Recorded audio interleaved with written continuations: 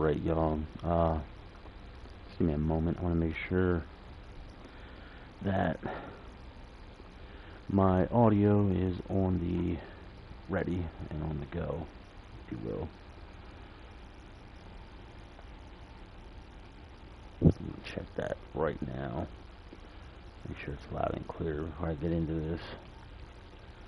And if I sound a little raspier, so to speak, I just woke up. But I need to get this video rolling.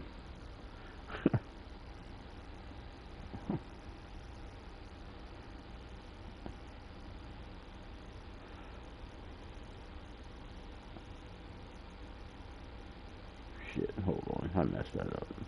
Of course I did. There we go. Alright. Just gotta go to my own damn channel.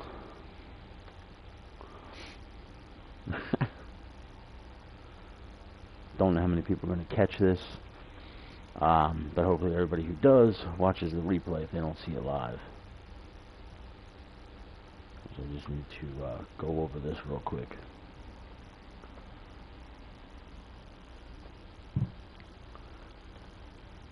Ah, shit.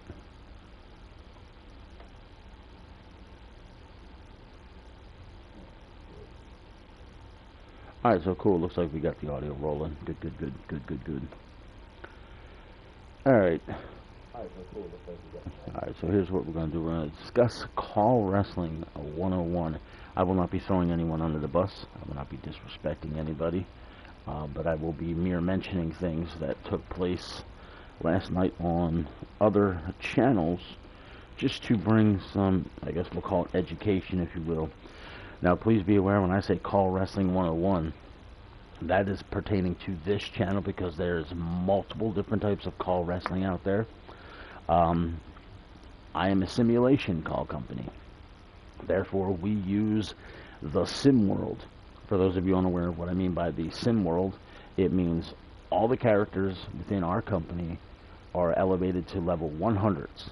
Everybody is a maxed out 100. Now, due to the way 2K set up, some guys only go up to 99, which is weird. I don't understand why that happens, but it is what it is. Matches are booked based off angles and storylines, and the matches run. Whatever the AI chooses is what's going to happen. Now, some people say that doesn't help you write stories. I heard that mentioned last night. That is inaccurate. Every single time I book a show, okay? Now, I can take last night's show and go over it, because I haven't heard the comment of the matches last night, which it was a card just thrown together. Unhardly, not hardly, whatever word, unlikely. Take this match, for example. You've got Nzinga, who's come into the company looking for the rub, if you will. Anybody who pays attention to professional wrestling knows that you can get the rub off somebody by competing against a superstar that's elevated, or you put them together with someone who's elevated to give them the rub. In this case, Nzinga got the rub off of Ziggy, because Ziggy was the women's champion for quite some time. Go to the next match. Now, somebody might get away with calling this match nothing, considering these two have no connection within the SWF, but they have tremendous connection, period, within the CAW Wrestling world. So to put that in real wrestling terms, these guys have been all over the wrestling planet, like the WWE, AEW, New Japan, you name it, and they've met each other all over the planet, so to speak, all over the world. So they have history. Both are still new to this company, both are still growing within this company. Therefore, match made sense. And here we go with this match. You've got the 3 top tag teams in the company, not counting your tag team champions, and we give a newcomer the rub. What's going on, Feg? So the newcomer's got a huge opportunity right out the gate. So some people could argue, hey, that's not fair, this, that, and the other, and I'd be understanding to that. But these were the 3 top tag teams. And quite frankly, the tag team that should have won if you were to be a scripted company. And we'll get into a scripted company in just a moment. This match, these two have had major rivalries long time on this channel, and they are currently within a major rivalry because the family and Crown Royalty are at odds, and these two are basically the focal point within those two groups. Alex Starr, Rick Blanchard. connected because 4, when no one knew who they were attacking people all within the company. Dar was one of them. These two have history. Dar now beat him, and now beat him again. Uh-oh, Rick Blanchard's getting old. Maybe his career needs to be ending. Is he biting off more than he can chew to come into this company? There's the storyline I got by him losing a second time to Alex Dar. And as I said, I'll explain to you how I do my storylines. Feck, also within that same mention as Alex Dar. Gangster in that same mention as Rick Blanchard. This is 4 against the people who were attacked within the company. 2 newcomers. This went on and on and on and on this one channel. You don't put 2 newcomers together. You don't this, you don't that. It's immediate for the company and its fans and its supporters to watch 2 new guys in the ring and enjoy what they can bring to the table against each other. Because you throw them in the ring against a quote-unquote jobber that does nothing for your character. You're going to face a guy, and we have jobbers, and I'll explain them too, and you're supposed to win, and you're going to win. So if we put you in against a jobber, and Powerhouse, unfortunately, can explain this to people better than anybody. He got a match against a jobber one time whose level was, I believe it was 47, and he was 100, and the jobber won. The AI chose to let the jobber win. So if I'd have put either one of these guys in the ring last night against a Terry Slater or an Aldo Flynn, and they lost, they're done.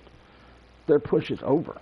It's ending before it starts. So when you lose to another upstart and have a hell of a match, and quite frankly, these two had a show-stealing type match, there's nothing to be ashamed of. Both guys came out winners. Maggie and Camera Lady both took on the champion last week. Lost. They want to blame each other. Who lost?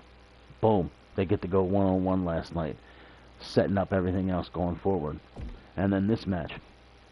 Why would Professor be put this slap together with 2 jobbers, 2 Russians? In fact, 1, they're not Russian. 2, they come from Mohawk.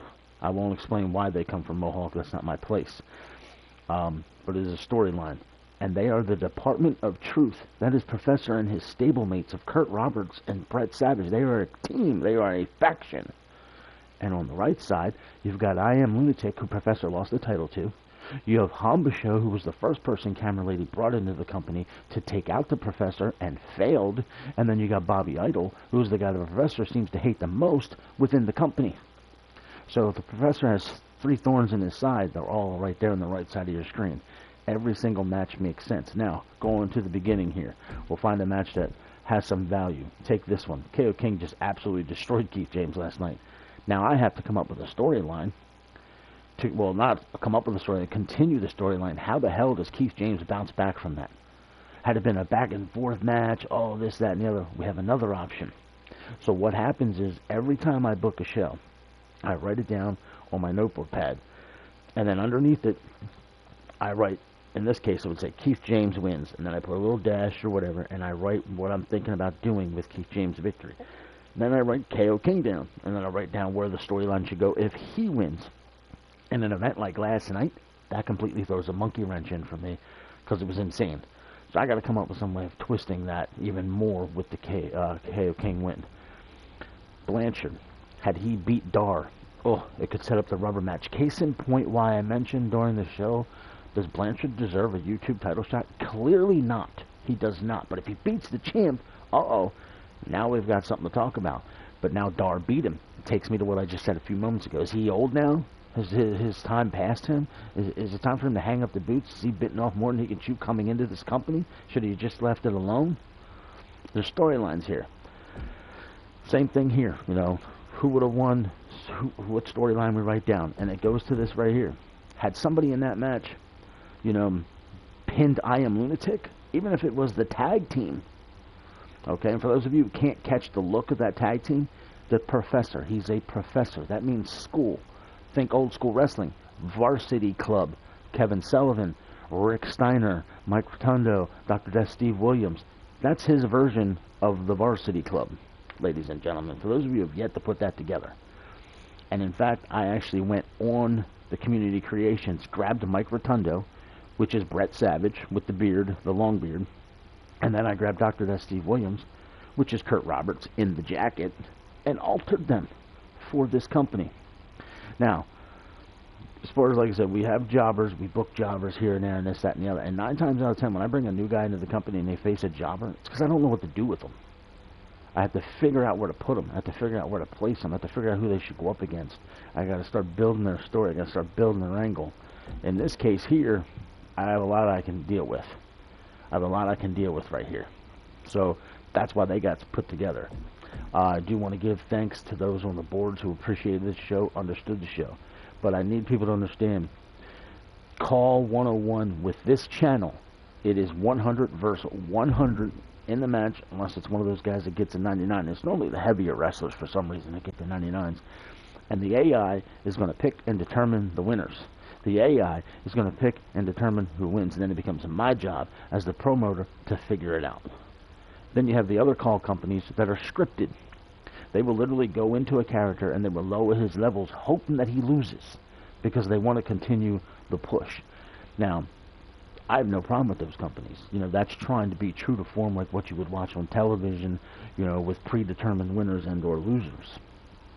I don't want to run it that way. I want to make sure that everybody in that ring has the same fair chance to win as the next guy, because my fun comes in watching the chat, which is why I always ask people to keep the chat hot, and that's my excitement. You guys get to tune in and watch what's going to happen, what's your character going to do, what's the storyline next. My excitement is to watch you guys enjoy it, and then see how good I am as a booker putting together the show based off the winners and losers of that show, and I myself don't know who's going to win. Now, I will toot my own horn. I don't have the glitz and the glamour and all the bells and whistles, but when it comes to CAW Wrestling, I will put my name in that hat as one of the best on this freaking entire YouTube. I will say that about myself, and if that sounds egotistical, then call me egotistical. But every single time I run a company, it does well. And unfortunately for me, I've run quite a few, and they've closed for various different reasons, you know, because like a lot of us, my personal life sucks, and sometimes it gets so much in the way, it just destroys everything. Some people was like, oh, I should have just brought back ICW this turn. I didn't want to do that. I wanted to do something new, something fresh, and just life sucks, ladies and gentlemen. And for those of you, like I said, that are fully unaware of where my life went, it went down the tubes 2 years ago. I was very suicidal. Life sucked. Climbed out of that, and this is something I enjoy doing with the community. There's so many good people in this company, you know, and so many people give me feedback in many different ways. Hey, man, this sucked, or hey, man, this was great, and I appreciate all of it. Those are the people I trust. I wanted to book Apollo Adonis on the show last night, but unfortunately, my dumbass, when I re-downloaded him because I got the new version of him, it was tweaked a little bit, he came back as a 90, and I forgot to up his level, so I was already in here booking everything and setting everything up, and I just didn't want to go back. I was lazy, I ain't gonna lie. So that's an example of why somebody doesn't get booked, because I didn't have him set up. Now, going to entrance music. One, we can't use the entrance music within the game because the shit would get flagged. You can't do it. Now, people are saying, take some of the YouTube music that's free. Well, that's been mentioned a long time ago. If you can find a non-copyright music for your call, let me know. Now, it's a lot of work to sit here, and you've got a computer monitor, you've got a television monitor, you've got a keyboard, you've got a mouse, you've got a PlayStation controller to keep everything in order to know what you're doing. So it takes some time. Now, the one statement that was made during the show was, oh, a 5-minute entrance with no music just sucks. I'm going to 100% agree with that statement. It does suck. You know, 5-minute entrances with music suck. There's no need for all those entrances. You know, take back old school. Introducing first. They walk to the ring, get in the ring, over. And introducing his opponent, walk to the ring, get in the ring, over. And this is with or without music. They just came to the ring, stepped up the damn ramp, down the ramp, stepped up the steps, stepped into the ring, and what have you. And it was done. You know, you don't need all this elaborate entrances. But people like it because it's all this and that. And then you see the pyros and the smokes and whatever. And that's cool. And that's where you, as the person who's watching, needs to elevate your brain and put shit together within your mind to elevate what you're seeing. But it's all a luck. It's like rolling the dice. You know, pull the high card. Who gets the high card and going to win today? Ladies and gentlemen, this is CAW Wrestling 101, and when it comes to the Supreme Wrestling Federation here in the Legendary Gaming Network, I do not know who's going to win. My winners are not predetermined. Everybody is set to 100. Every match is fair, and even every single person in every match has the same amount of chance to win as the next guy. It's simple as that. You know, and the only way somebody might argue that is if I put like a high flyer in a ladder match against a big guy. The big guy's going to climb the ladder real slow, which happens, and the big guy can fly up the ladder. That's an advantage, which is what happens when I allow the talent who've earned a win to pick their stipulation. Now you get to set the advantage to your call. You've earned that. And it's up to people to determine how they want to do it. And we've had some of those matches in the past where I said, hey, you won, now you get to pick the stipulation. If they're smart enough to pick the stipulation, it's going to benefit the way their call is built. Cha-ching. Now some people are going to say, well, if they're all maxed out to 100, how does that benefit? Because when you go into a wrestler, their maxes aren't all the same. Let's see if I can show you what I'm talking about. Well, I shouldn't say let's see. I can.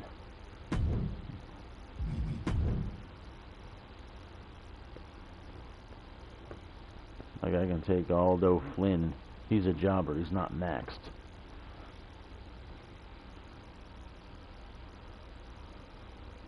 Oh boy. Alright.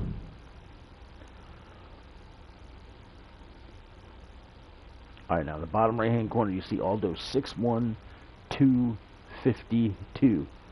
So when you go to his statistics, you see he's a 51. That's what he said as, because he's a jobber. But the max I can give him is 95. 95's down the board. He's only an 80 in submission. How the game predetermines who gets what, I don't know. But as you can see, he's an average size guy. So these are his numbers. They're all different. They're based off the circumstance. They're what exactly is it for. So let me go here. I think Mastodon might be a good choice, because I think he's the biggest guy on the roster.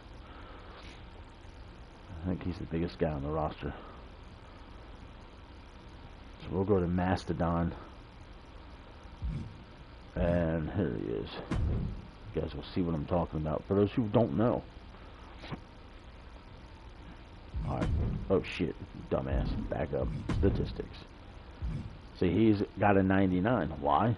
I don't know, because that's the way the game sets it up. But if you look, everything is maxed out.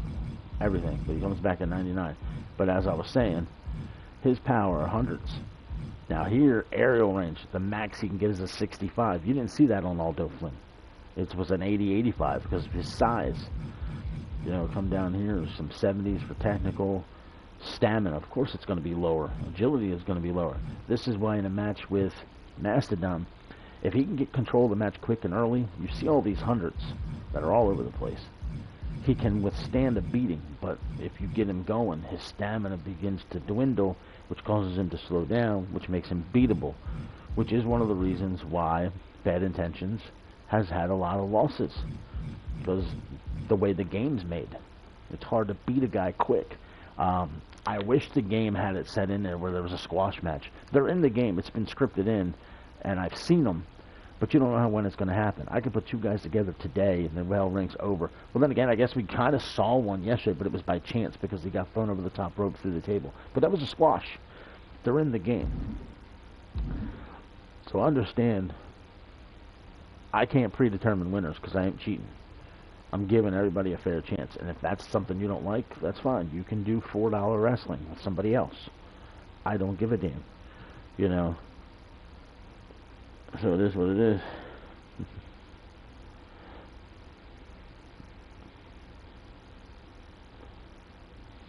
But anyway, I've talked about it enough. I just want to, like I said, make sure the people who don't understand what's going on in this channel get it.